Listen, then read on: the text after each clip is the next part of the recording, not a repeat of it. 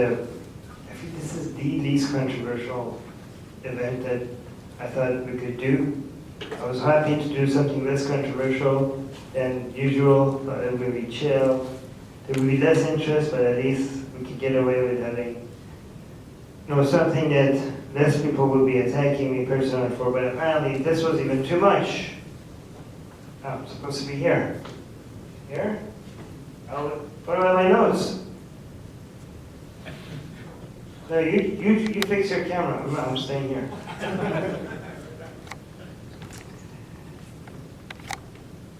Good? Okay, good. Anyways, so I don't know if you mentioned most of my life, is it so most of my life? Half of my life I lived in Iran.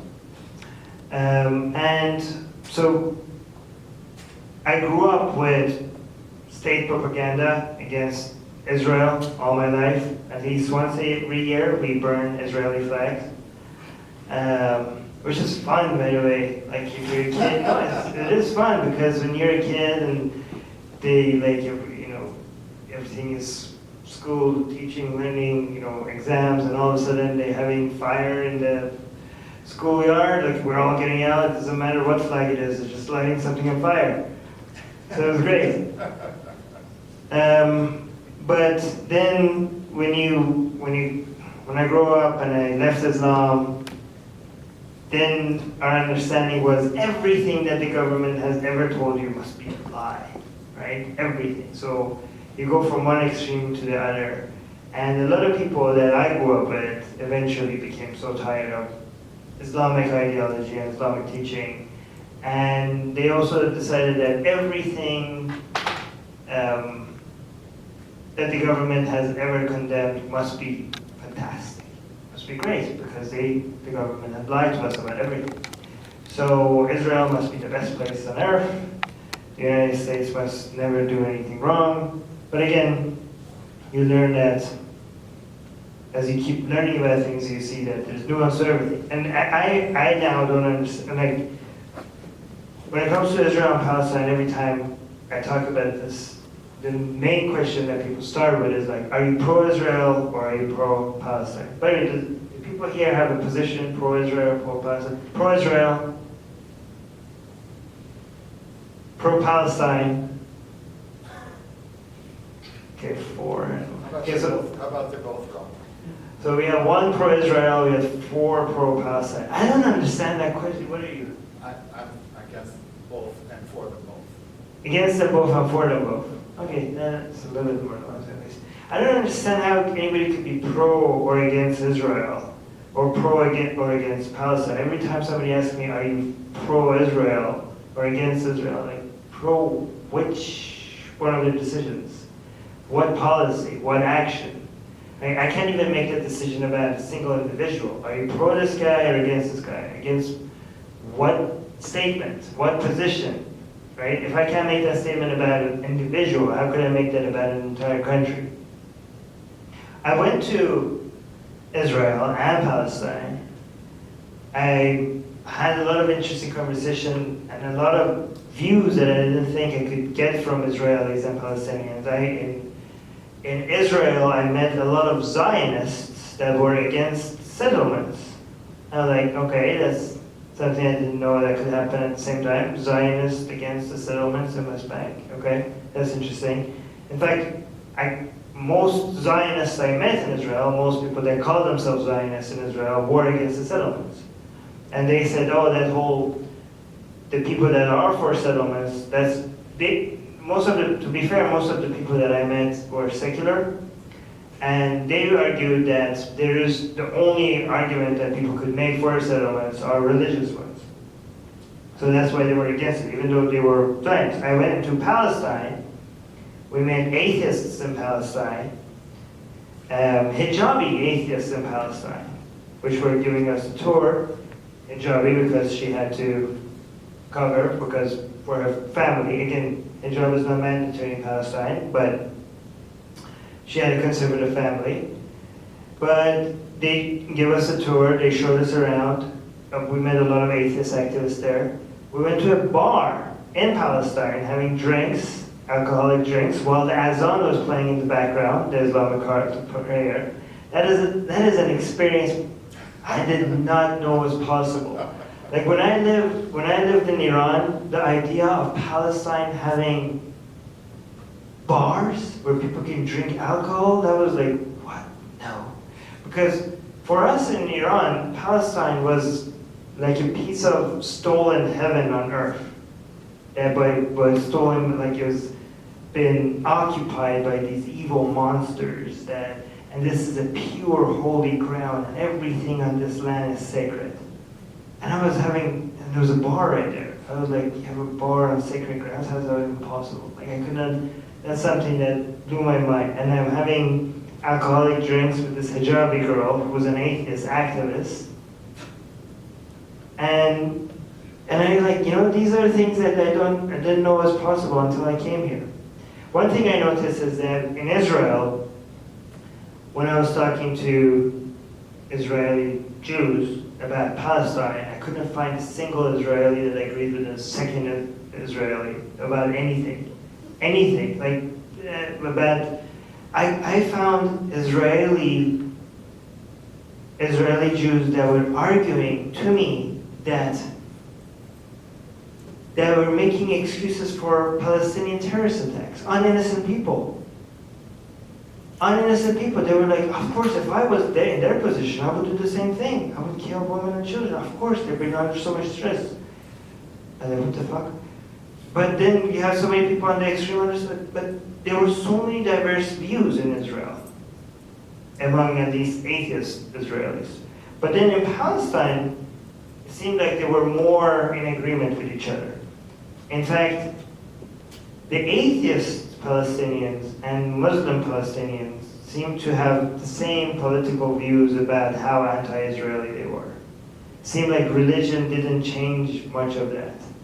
They were all like, fuck Israel, right? Whether they were atheists or they were Muslim. In Israel, it was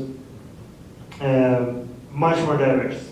But even in Israel, even though there was a diversity of opinion, so this goes against my interests. I'm an anti-religion activist, right? My entire life is devoted to fighting religion. And I tell you that I didn't see much religious arguments on either side for their position, right? It seemed like even though religion does have an influence on this topic, it's not the main arguments people, but it's not on people's minds when they're talking against each other, right? It's not, so the way based on all the talks I had with experts and people on the ground, it seemed religion is the third most important factor in this conflict. The second most important factor in this conflict is land issues. Like whose land this is? It's our land, it's your land, you get to stay here, you need to get out. But the most important thing I think it's about identity. It's about tribes, about recognizing the tribe that you belong to and the tribe that is against your tribe. And again, this is not unique to Israel and Palestine. This is one thing you notice between left and right, between Muslims and ex-Muslims, between Christians and anti-Christian critics, against Muslim Islamists and nationalists in Iran. At some point, it's not about, it turns into a discussion about not who's right and who's wrong. It's not about trying to figure out what's true, what's real history, what's fake history, who has a right, who doesn't have a right. At some point it turns into, this is my tribe. These are the things that I need to say to show that I belong to this tribe. And these are the things that the other tribe says. And these are the things that I recognize the opposing tribe when they say it. These are the things that they say, and I recognize them as the enemy when they say it. And, it becomes a lot more emotional, much less about, at that point it's not even about, a lot of people are trying to resolve conflict, but the thing is that people are not interested, not either in figuring out what the truth is or about resolving anything. Your whole identity is defined based on opposing the other side. If your entire identity is defined based on opposing the other side, why would you want to remove that opposition? Your whole existence is defined by that. The way to challenge something like a conflict like that is not to argue people that they're right and you're wrong, you know, this is the history, this is why these people have a right to stay here and those other people need to back down. You know, if your whole understanding of yourself is defined by opposing a certain group, the only way to even move forward in addressing that is by introducing a different identity.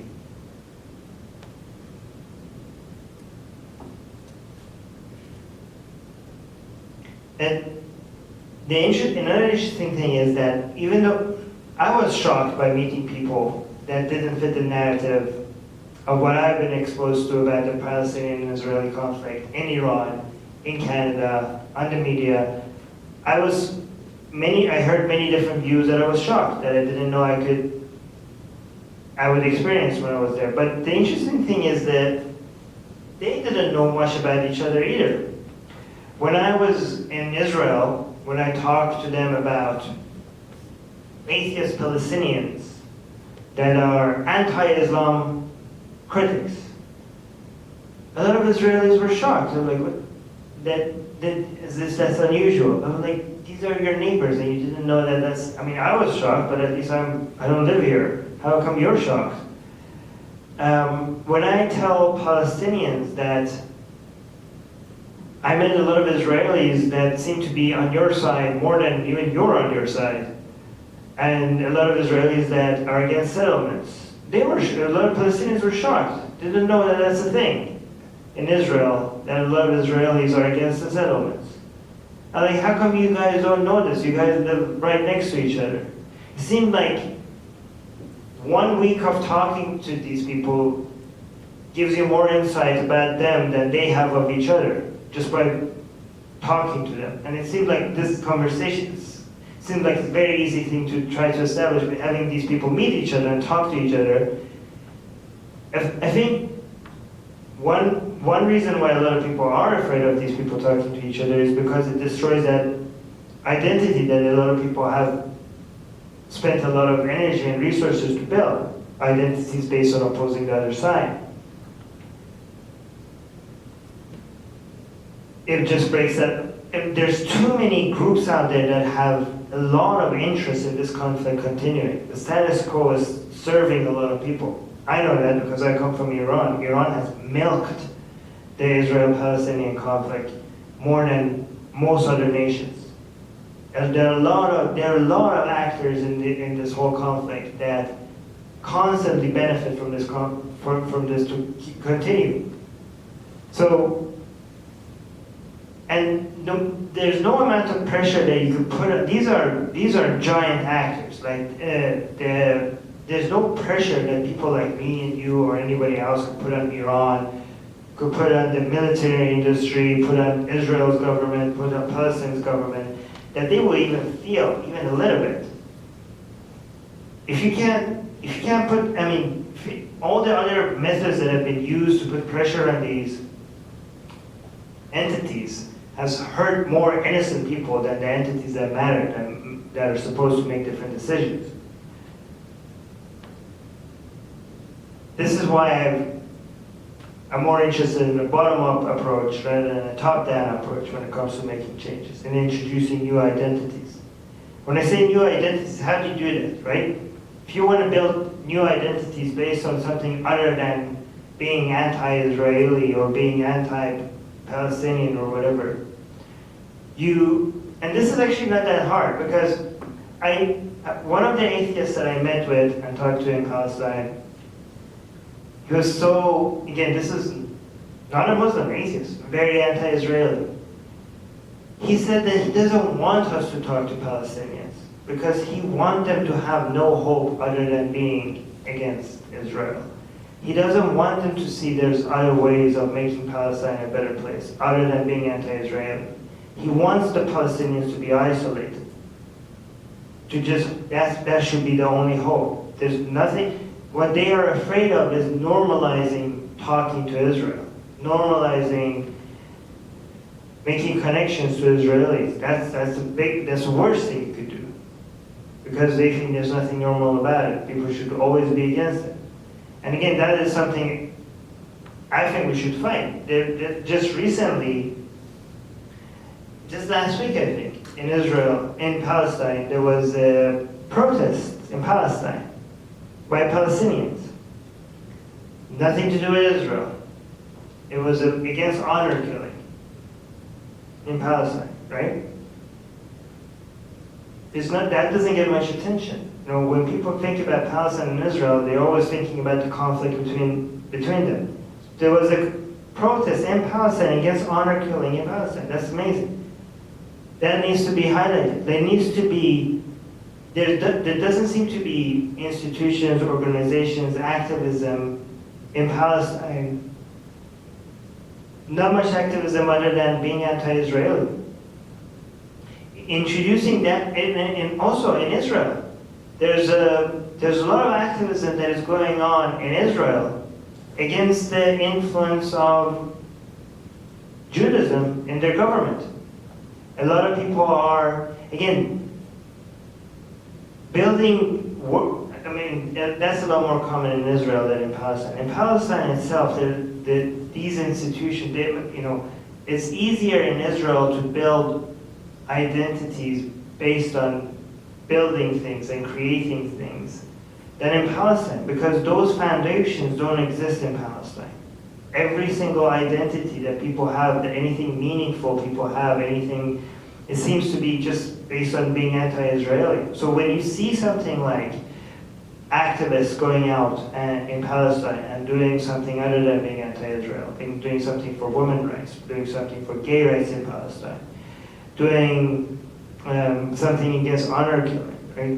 Doing something against the Palestinian government, which doesn't seem to give a shit about the Palestinian people, trying to reduce corruption in Palestine, right?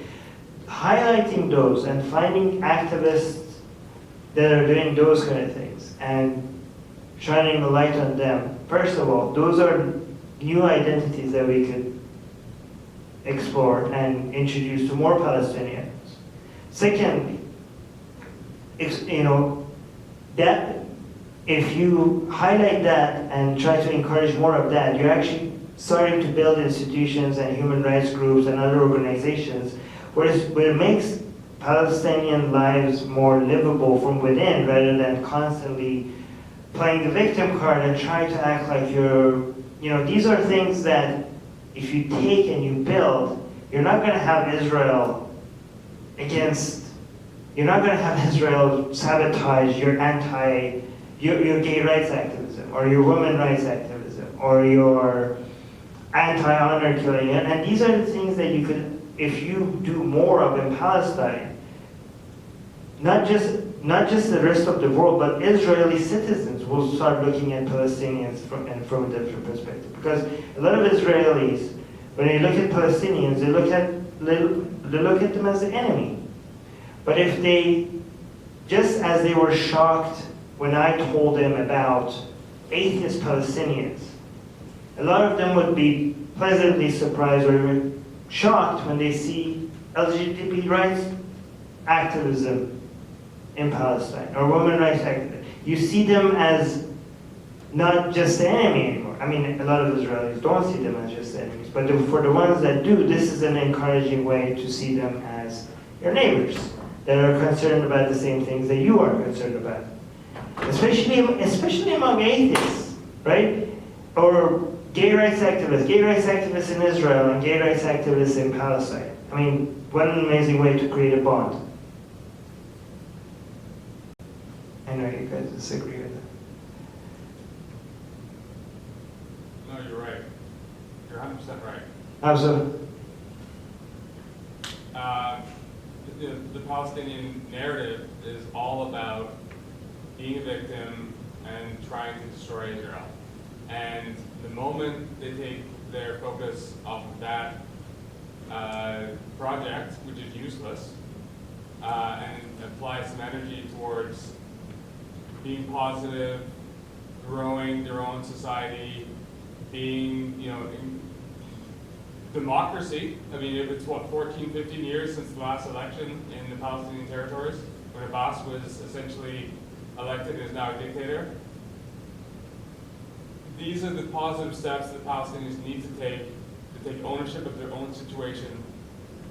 If they fix that, the conflict will crumble away. But they can't. They can't. Why can't they do that? Oh, because their narrative will come crashing down. How so?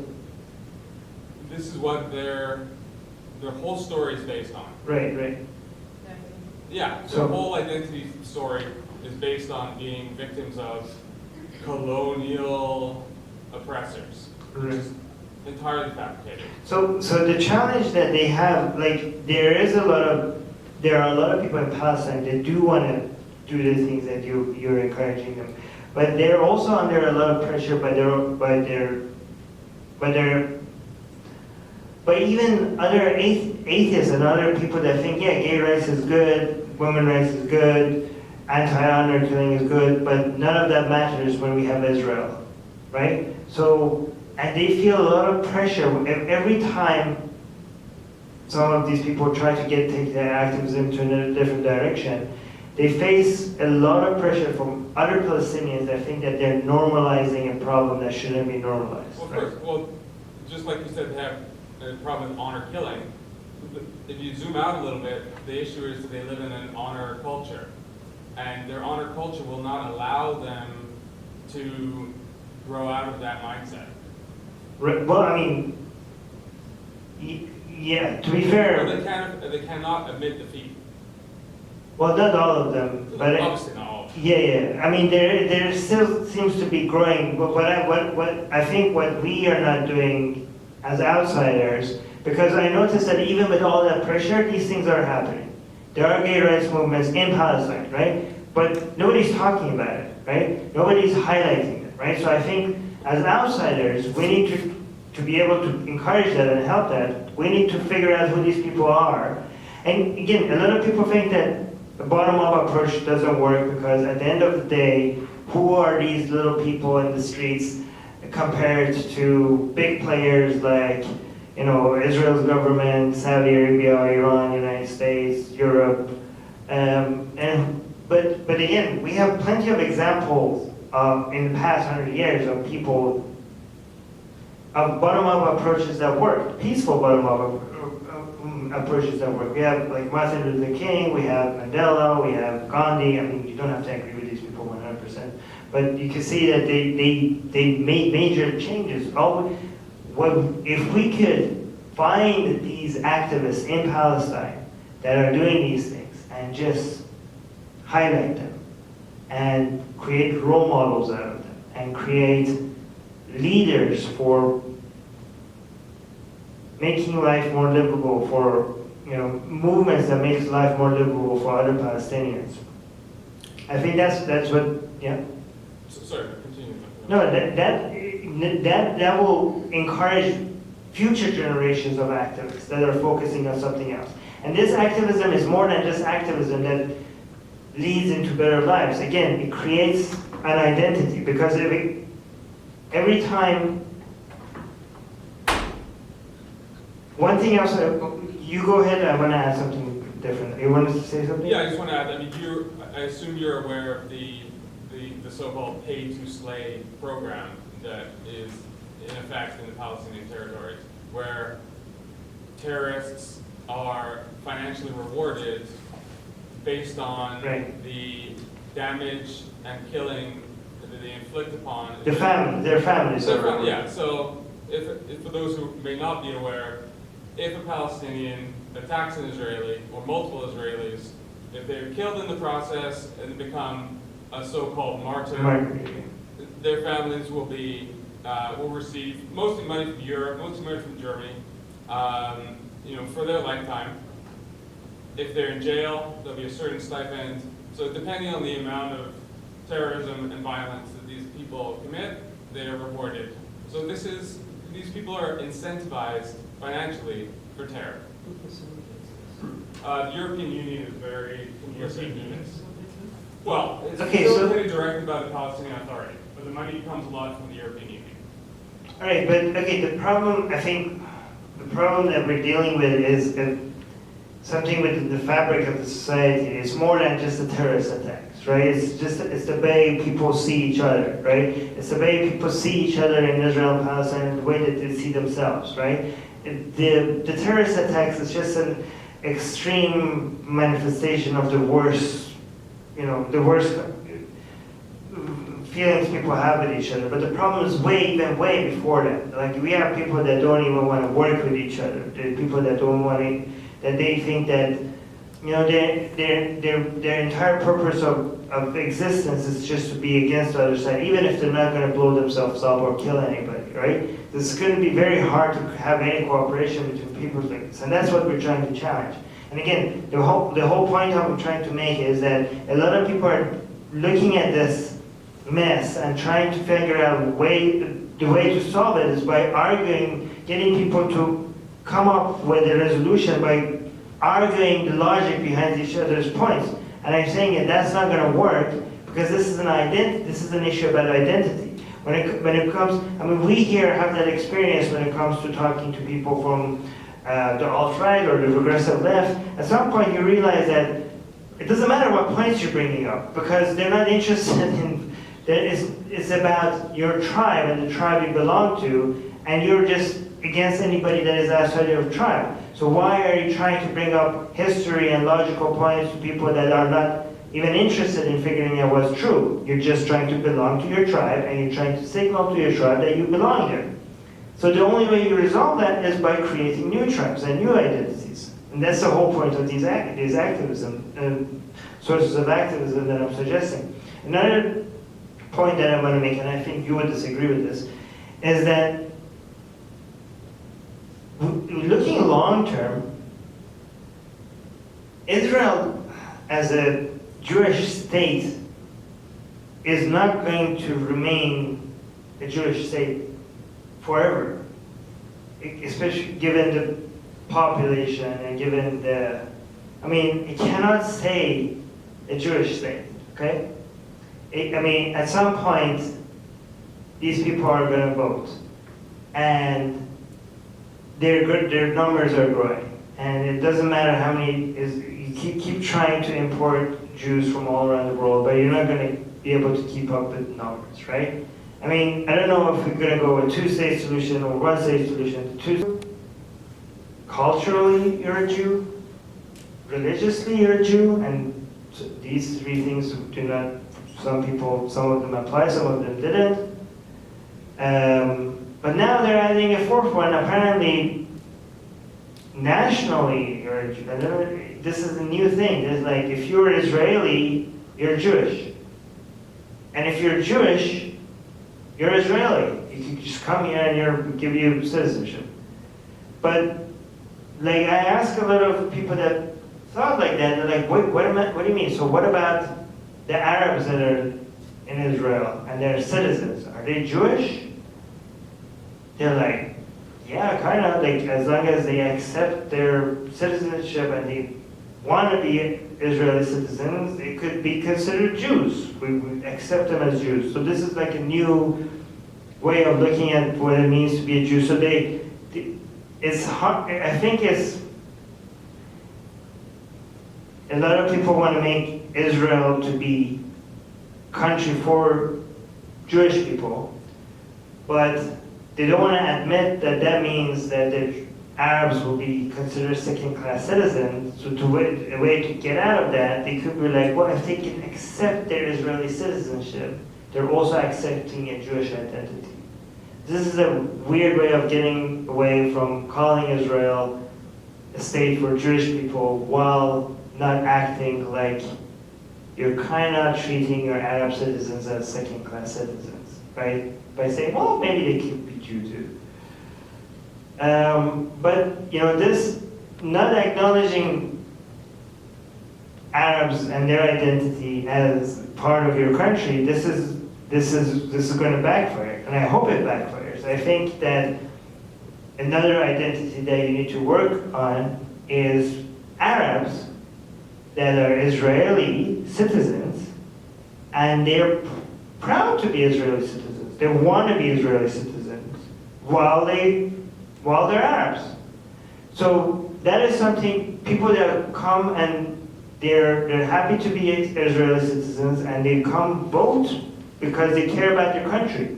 Right now we have so many citizens in your country that hate Israel even though they're citizens of it. You have to be able to find a way for more of these Arabs to think like, you know what, this is a country that I want to make better. I want to make it a country that works for Jews and Arabs and everyone else that is a citizen of. Proudly. That is if it's happening, and I think it's happening not by design. I think Netanyahu managed to do that by getting more Arabs to vote. And I think if you could what we should encourage is not creating an environment where Palestinians and Arab Israelis are told that, look, Israel is letting you have this. Israel is letting you have this much water. Israel is letting you cross from here without security checkpoints. It's about more like, no, because it's also, it's not just identity, it's also about dignity.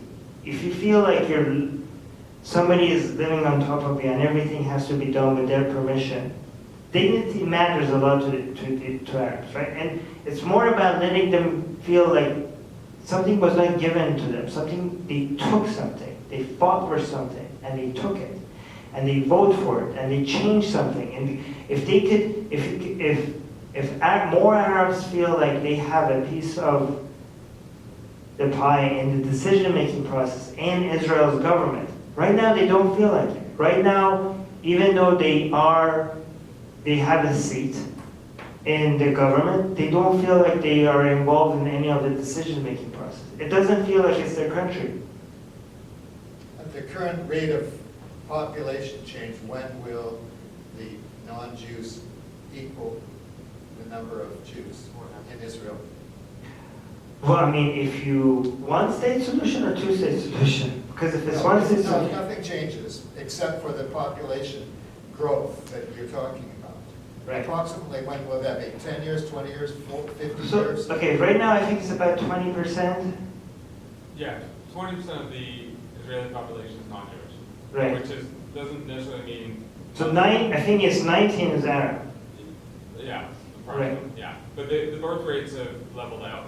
In Right. fact, the birth rates amongst the ultra-Orthodox Jews are, I don't know the numbers at the moment, but Yep. it's many children per family. But if you have a one-state solution, it's already 50-50 almost, right? It really depends on where you draw the lines. I mean, there's many, it's complicated. And so even if, let's just say with these numbers, right? Even if you have like 20%, you already have a state that cannot be a Jewish state. If everybody has equal state, and if you have a one-state solution at some point, then you're just splitting the country. It becomes an Arab country. Well, a couple things. So, just on the issue of the sense of ownership. So, tell me, what were the 3 languages that you noticed on every street sign and everywhere all over Israel? Arabic, Jewish, and Hebrew, and English. Right. So, I mean, in the recent election the other day, there were, I think, 13 members of the Arab Joint List elected to the Knesset, which is the parliament, which is the most ever. So, You're saying that the Arabs do have representation, they have control in the government, they're treated like citizens. They have a voice. I mean, they have a voice. Yeah, but TV stations in Arabic. I mean, it's not as if there is some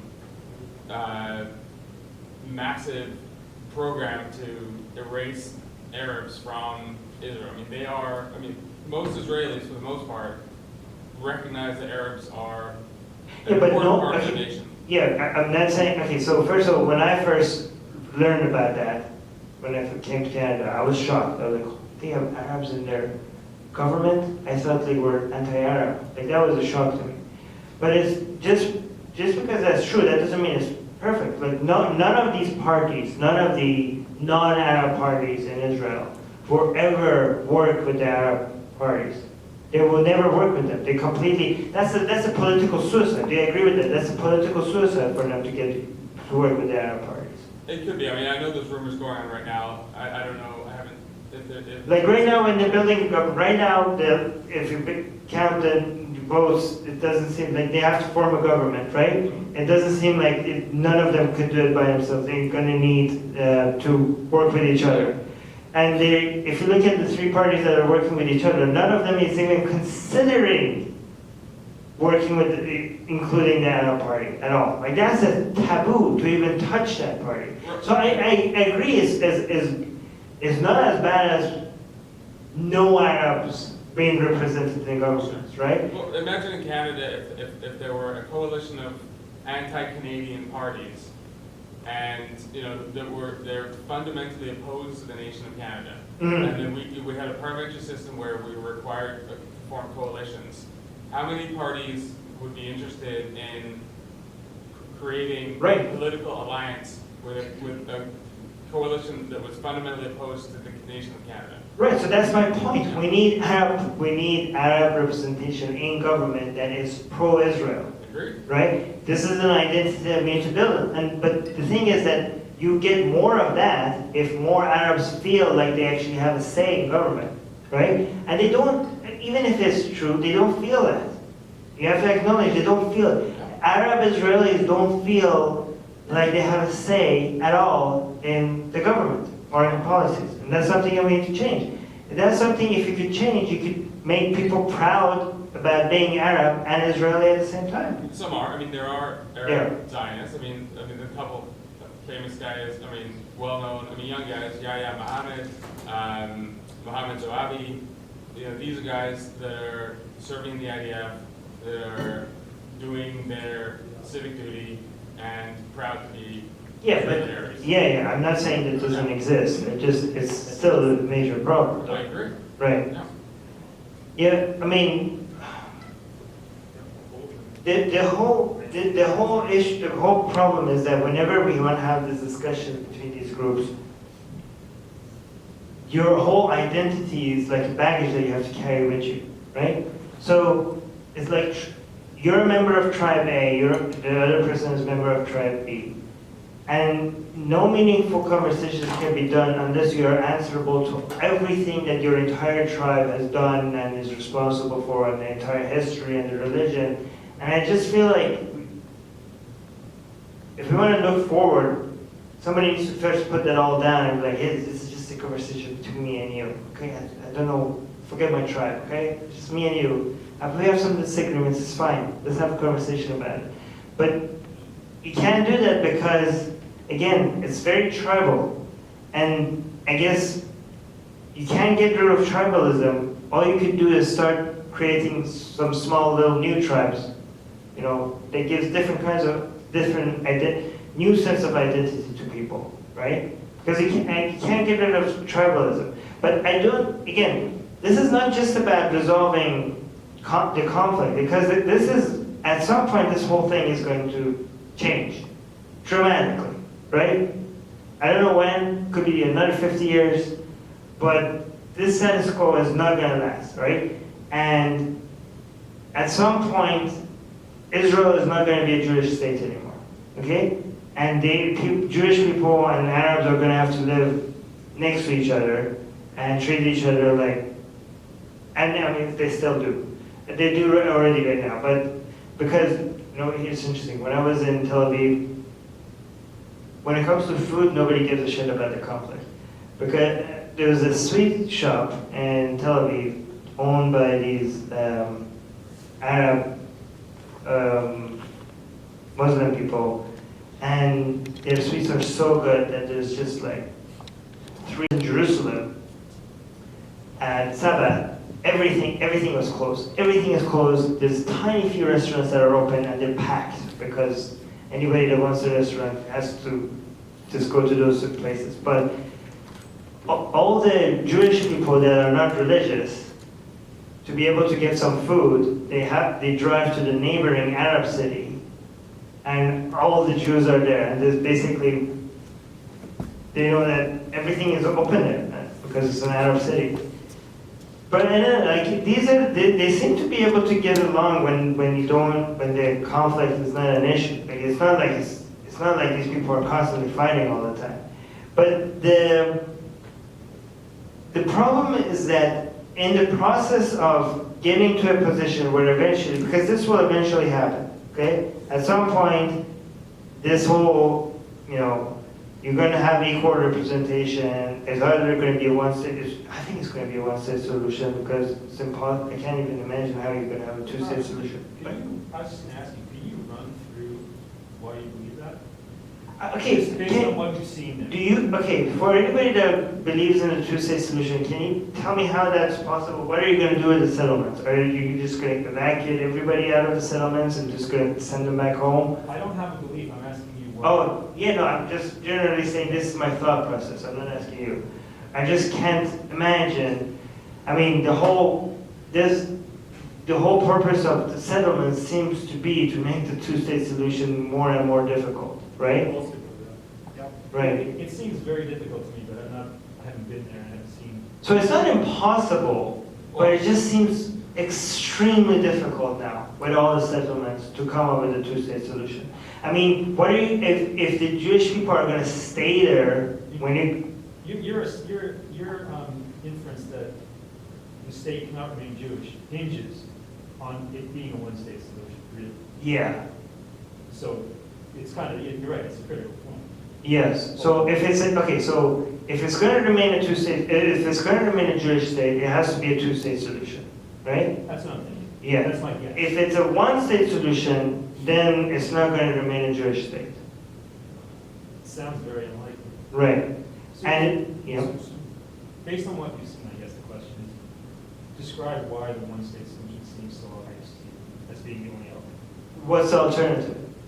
No, I know, but I know. Okay. I'm just asking what you've seen. So the alternative. So you have three options, right?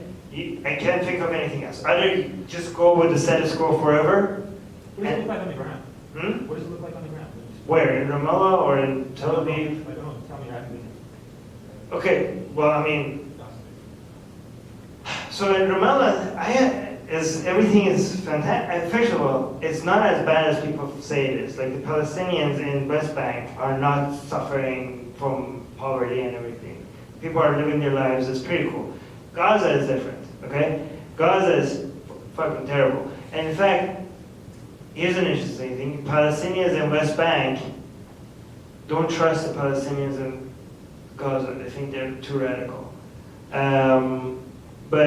But also Palestinians in West Bank are living under much better conditions. Like life is going there pretty, like people make it seem like Israel has created conditions in West Bank that have made life unbearable in West Bank. That's not the case.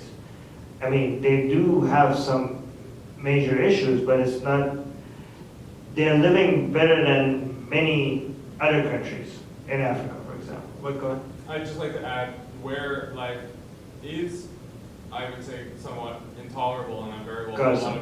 Not just Gaza, for Palestinians, is the indefinite refugee camps in Lebanon, in Jordan, in Right. Syria. There are millions of Palestinians who have been living in those countries in refugee camps for 50, 60 years.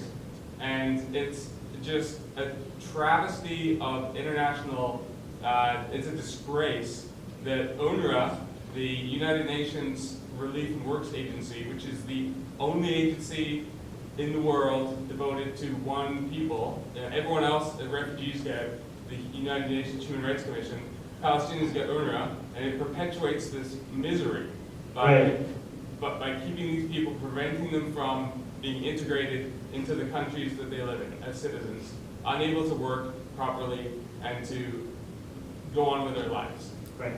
So, but let me just get back to what you were saying. So, three options, right? Either two-state solution, one-state solution, or status quo forever. Yeah. Status quo forever. Or confederation.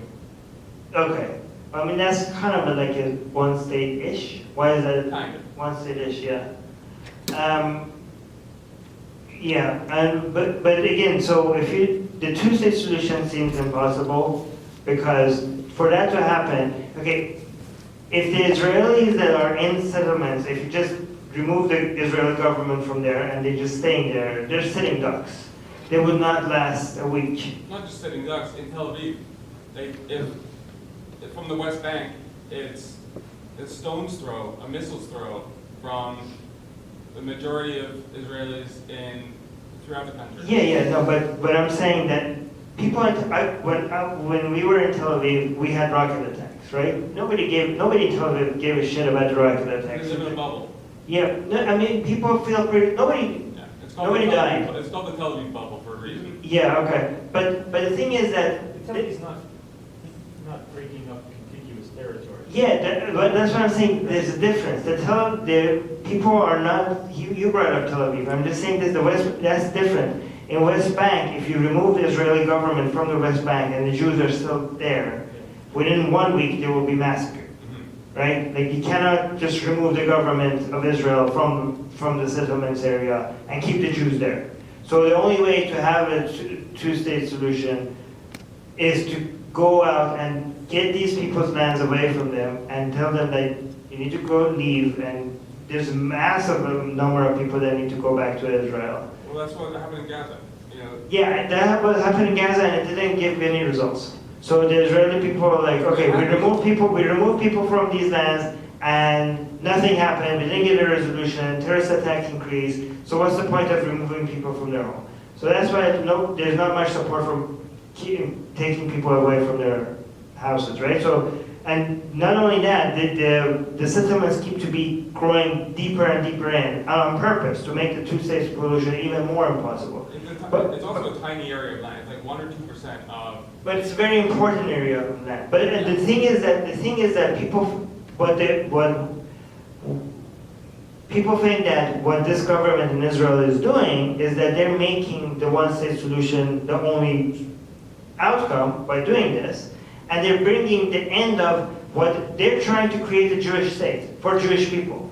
And by making the one-state solution the only outcome, they're actually ending the Jewish state. So assuming they're not Yes. stupid, then what is their They're not stupid because they just want votes. They're not, okay, nobody. Yeah, they're looking at short, because here's a newsflash. Politicians care about being re-elected. They're not, most of them don't care about long-term results of what happens to the country, right? Netanyahu wants to stay out of jail, okay? That's what he wants. If he's not, if he doesn't win this elections, then he could go to jail for corruption. He will use every fucking trick in the book to be able to scare people to keep voting for him, because that's what he cares about. He doesn't care about Israel. The Palestinian government doesn't care about Palestine. They're looking at short, they're not dumb, they have a much shorter outlook than what happens to the country 10, 20 years from now, right? How about outside pressure? President Trump has promised to solve the Middle East conflict. Well, let's just do, they do. No, I Yeah. think you should talk about it, or else I will. I mean, Trump, just being Trump, he just wants to get, I mean, I don't know, it's just so, Jimmy Carter worked on it too. All the presidents have tried. yeah, but it's just trying for the sake of acting like he did something, isn't it? What do you think of this? Do you think Trump? I think Carter was sincere. I think Trump was sincere. Capable is another question. So It's more about building a legacy. There was a peace made between Egypt and Israel, Yeah. which is more or Which less. he which is got more or less killed held. for it. Yeah, but it's more or less held for several decades now. So that shows where outside pressure can make a difference. Right, so the problem again with these outside pressures or pressures even from within, from the top-down approach, is that there's nothing that the activists or the Palestinians or Israelis could do, because what goes into their calculations are bigger than what us small little people care about. You know what I mean? When it comes to big deals, when it comes to you know, weapon, you know, sales and trade agreements and stuff, all of us are just like little grass under the feet of these elephants, right? So whatever Trump makes a decision, or whatever, you know, Saudi Arabia makes a decision, or Iran makes a decision, that's not where we can get in. What we could get in is a more bottom-up approach, and that involves changing opinions and creating bridges between people on the ground, right? And again, people think like that's so idealistic, that's not going to work, but we have so many examples of history. Well, again, this is not something that we need to do ourselves. We need to just highlight the people that are already doing this, because this is already happening, right? We just need people with enough charisma and enough leadership skills to become a role model for movements that could start small and become bigger in these countries, right? We need the next Martin Luther King based in Palestine, right? We need the next Enlightenment movement the same way we saw in Europe. Again, that's a bottom-up approach in Palestine. People fighting for better values. And again, people fighting for, you know, institutions that fixes the society from within. And that doesn't just help Palestine as a country, it also helps people from outside see Palestinians differently than just anti-Israeli, and create, you know, and that would make it easier for Israelis as well to build connections with Palestinians, and more Israelis to be sympathized with Palestinians. You want to say something? Yeah, you were saying earlier that a lot of Israelis you talked to were sympathetic to the Palestinians. I think there's a difference between like the Jewish people and the governments. Like international Jewry, they look to Israel, you know, it's very important to them.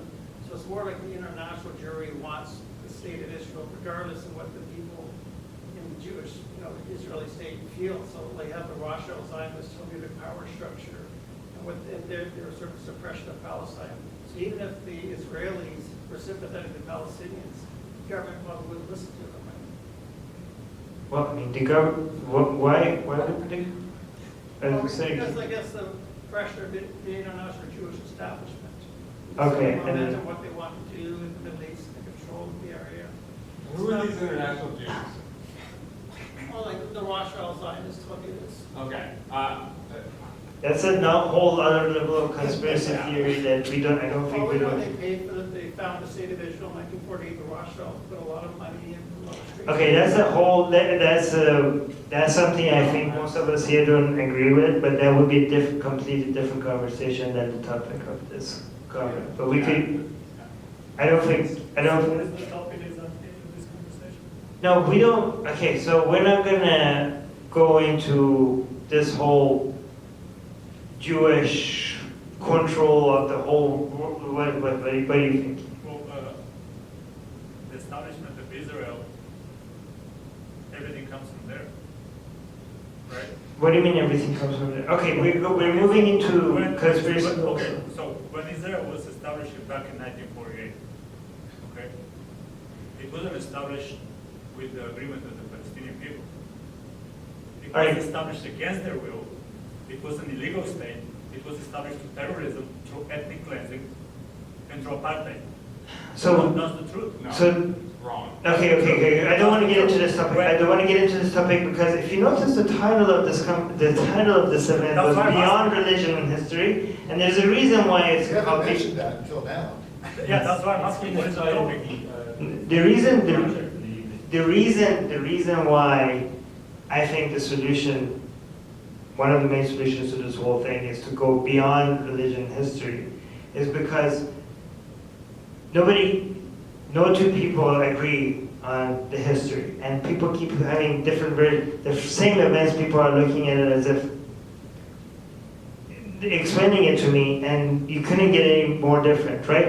The point is that if you're It's looking, very clear, man. No, Why are okay. you pretending that people don't agree? Israel didn't exist until 1948. No. Israel exists because of the Balfour Declaration. no. Okay, listen.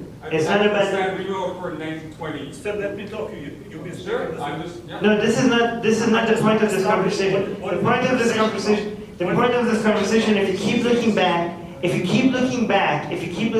can't move forward.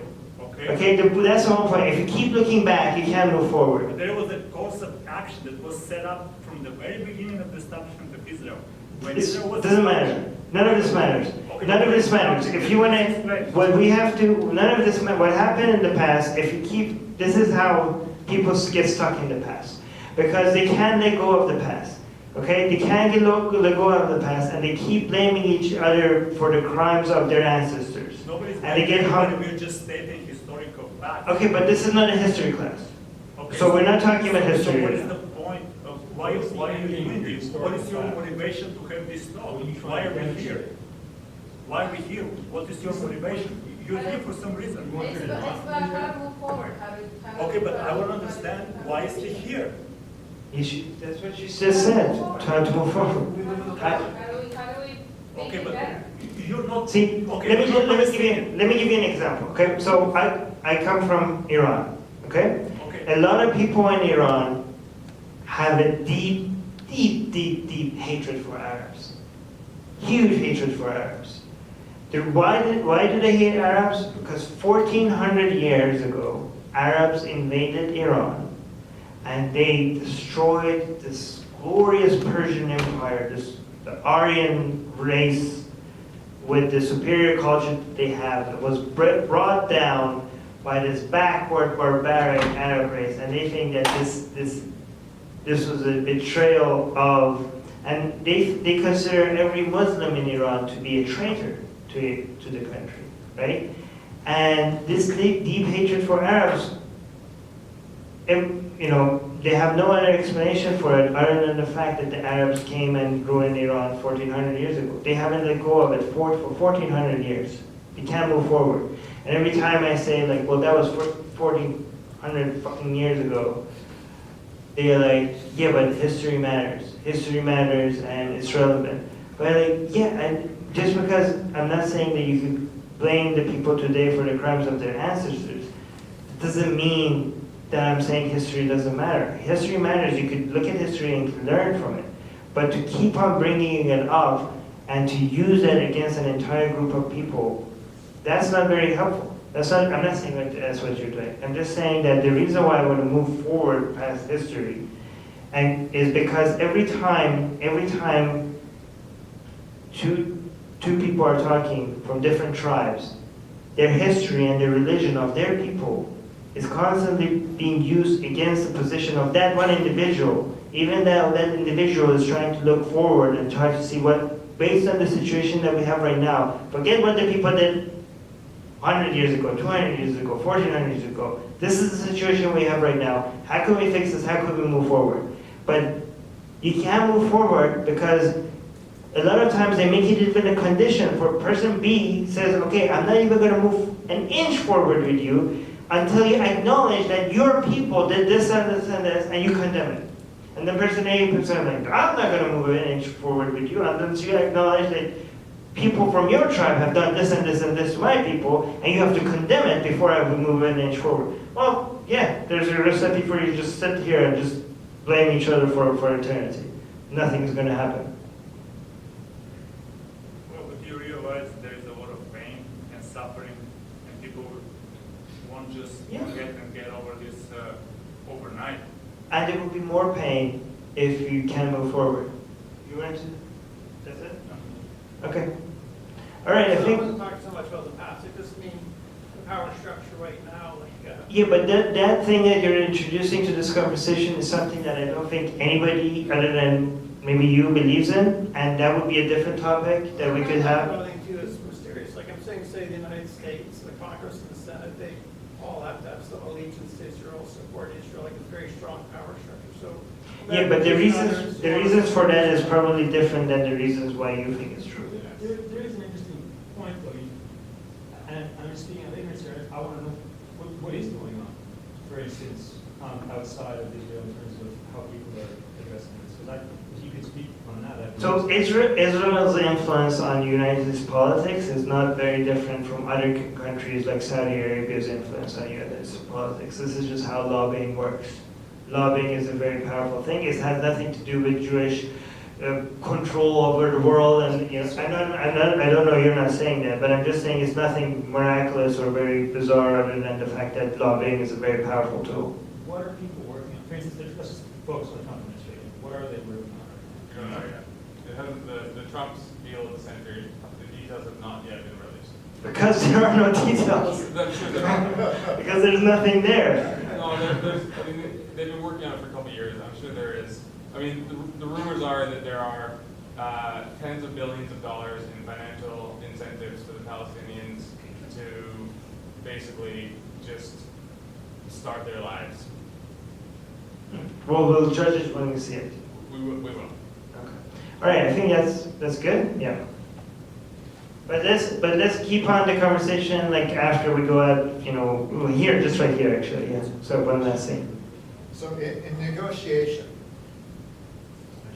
it does what you say is it acknowledges the past, but it puts all the emphasis on what to do now. Yeah, without the blaming. And without some blaming's okay, but not if it gets in the way of coming to a settlement. Right. So you come to a settlement by negotiation. So whenever you, like if you're negotiating to buy a house, right, and you want to pay $1 million and they want $2 million, will you haggle and argue, well, it's not right, you know, I'm Jewish and you're Arab, so you should sell it to me for a lower price. You know, all of this is irrelevant as long as they can come to an agreement. Yeah, but So we you were hammer it out, and this is what Jimmy Carter tried to do when I was a young middle-aged man. Right. Is he tried to bring You're a Carter fan, right? on this point I am. Okay. But he didn't do enough. Right. He didn't do nearly enough because that was only a two-government solution So between Israel and Egypt. But it should have been with all of the countries in dispute. And I fault all the presidents since and before for not doing all of that. So so what we were talking about is way before the negotiation process. This was about building identities and activism and ways for these groups of people to see each other differently, and to build on that way before you get into the negotiation, because you could have much better negotiation if you stop seeing the other side as the enemy. But yeah, anyways, you want to add one last point? Sure, yeah, I would just say the most important thing is that UNRWA needs to be defunded and completely disbanded. What? UNRWA, the United Nations Relief and Works Agency, because it is the instrument of misery, which perpetuates the Palestinian just stagnation. I mean, this is the organization, like I mentioned earlier, mostly funded through the Europeans and the United Nations, which funds Palestinian textbooks, which for little children who, they're in schools, they're in summer camps, and they're receiving nothing but anti-Israel, anti-Jewish hatred and propaganda. I've seen that material. Yeah. I mean, I think a lot of Palestinians agree with that. Actually. Yeah, it needs to start with the kids. It needs to start with the whole foundation of their society, and stop teaching. But it also needs to be from within. I agree. Yeah. I agree. But removing funding from UNRWA will be the first step to forcing. Who's funding them? As I mentioned, United Nations and Europe. Oh yeah, that's. I'm sure there are. Okay, but one last thing. Well, you go first if you want, but I want to comment on that. Just comment. Okay, so the United Nations, founded in 1945, 3 years before Israel, was supposed to be trying to settle all these conflicts around the world. That's their mandate. So whenever a resolution comes before the General Assembly that's anti-Israel, it always passes overwhelmingly. But it can't get through the Security Council, which is different. But in the General Assembly, almost all the anti-Israel resolutions pass. They're on the side of the Palestinian. Almost all the countries of the world. Yes. Sometimes it's 190 to 2 or something like that. Right. It's often like that. So if what you're saying is true, then all these Europeans who are voting to support the Palestinians, why would they be supporting what you say, which is detrimental to peace? I think Europeans have a lot of white guilt that they are dealing with, and I think they're also dealing with new populations from within their own countries that are very sympathetic to the Palestinians, and it's a But that complex isn't situation. sympathetic to the Palestinians to make them just want to fight and not reach settlements. But do people know what they're donating money for? Are they just donating money to Palestine against Israel? No, this is government funding through the UN. But- So the but- government, the but UN we're talking gets, about there might be well, some blaming's okay, but not if it gets in the way of coming to a settlement. Right. So you come to a settlement by negotiation. So whenever you, like if you're negotiating to buy a house, right, and you want to pay $1 million and they want $2 million, will you haggle and you argue, well, it's not right, I'm Jewish and you're Arab, so you should sell it to me for a lower price. All of this is irrelevant as long as they can come to Right. an agreement. Yeah, but we So were you talking. hammer it out, and this is what Jimmy Carter tried to do when I was a young, middle-aged man. Right. Is he tried to bring You're a Carter fan, right? on this point I am. Okay. But he didn't do enough. Right. He didn't do nearly enough, because that was only a two-government solution So what- between Israel and Egypt. But it should have been with all of the countries in dispute.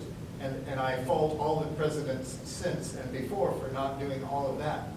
So what we were talking about is way before the negotiation process. This was about building identities and activism and ways for these groups of people to see each other differently, and to build on that way before you get into the negotiation, because you could have much better negotiation if you stop seeing either other side as the enemy. But yeah, anyways, you want to add one last point? Sure, yeah, I would just say the most important thing is that UNRWA needs to be defunded and completely disbanded. What? UNRWA, the United Okay. Nations Relief and Works Agency, because it is the instrument of misery, which perpetuates the Palestinian just stagnation. I mean, this is the organization, like I mentioned earlier, mostly funded through the Europeans and the United Nations, which funds Palestinian textbooks, which for little children who, they're in schools, they're in summer camps, and they're receiving nothing but anti-Israel, anti-Jewish hatred and propaganda. I've seen that material. Yeah. I mean, I think a lot of Palestinians agree with that. Actually. yeah, it needs to start with the kids. It needs to start with the whole foundation of their society, and stop teaching. But it also needs to be from within. I agree. Yeah. I agree. But removing funding from UNRWA will be the first step to forcing. Who's funding them? As I mentioned, United Nations and Europe. Oh yeah, that's. donations. I'm sure there are. Okay. But one last thing. Well, you can go first if you want, but I want to comment on that. Just comment on it. Okay, so the United Nations, founded in 1945, 3 years before Israel, was supposed to be trying to settle all these conflicts around the world. That's their mandate. So whenever a resolution comes before the General Assembly that's anti-Israel, it always passes overwhelmingly. But it can't get through the Security Council, which is different. But in the General Assembly, almost all the anti-Israel resolutions pass. They're on the side of the Palestinian. Almost all the countries of the world. Yes. Sometimes it's 190 to 2 or something like that.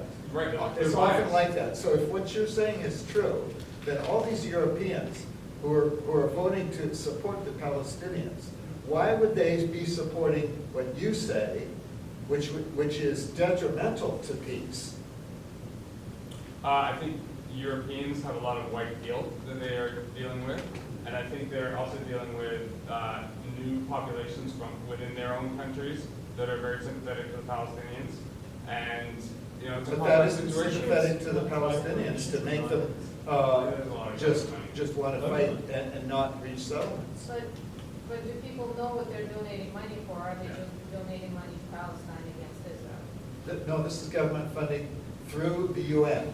But- So the but- government, the but UN we're talking gets. about there might be, happens all over society, and I just want to thank you for bringing that up, because to me, there was a whole lot of things going on in my brain and how that can be used in other places too. Oh, thank you.